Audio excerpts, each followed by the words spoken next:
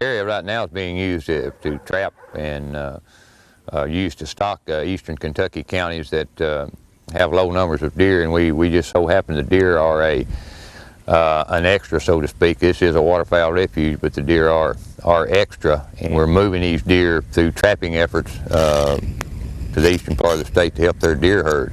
But right now we ran this survey today to bolster spotlight count and to give us a little bit better indices of what we've got. And looks like we're reaching carrying capacity, and that is a given number of deer. We can only sustain a given number of deer on this area. And if our trapping efforts do not reduce these numbers probably in the near future, we may have to have a hunt to help reduce the population. We estimate that there's about 2,100 deer on the area, and that they produced about 760 fawns this year. About 80 or so of those will probably be taken by natural mortality, and so the overall production we're saying will be about 680. Current density on the area is 1 deer per 3.3 acres.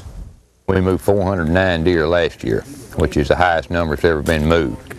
And this time we're hoping to move at least 300. Of course, we have the waterfowl season going on, which this time goose season is longer. Our quota is larger, so therefore our number of trap days is going to be limited, because we have to use the manpower on waterfowl hunts. So we're going to try. We've got now until December the 13th, and then of course when waterfowl season starts, we stop trapping and then resume trapping after waterfowl season. So we've been having a short waterfowl season the last couple of years, 3 years. This time we may be looking at, we've got a 50-day season, we could be looking at 40 days with the number of birds we're supposed to have. So it's going to reduce our number of trap days. We may not be able to get the number of deer that we need to get this time. They have to turn loose many of the big bucks they trap, because the bigger ones they do, because they'll not only tear up equipment, but oftentimes they'll kill themselves. They're just so high strung. So this area has an older age structure of bucks. As I was going through the drive area, I noticed large numbers of scrapes.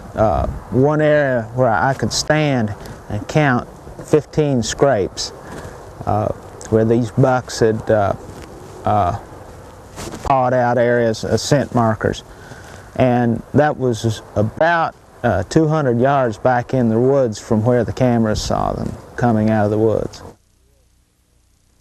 This herd right now is within carrying capacity.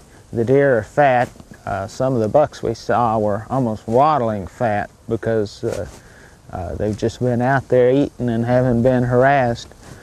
But I'm afraid that the biggest problem could come to a herd like this would be disease, hemorrhagic disease or something like that, a density-based disease that would eventually catch up with them someday.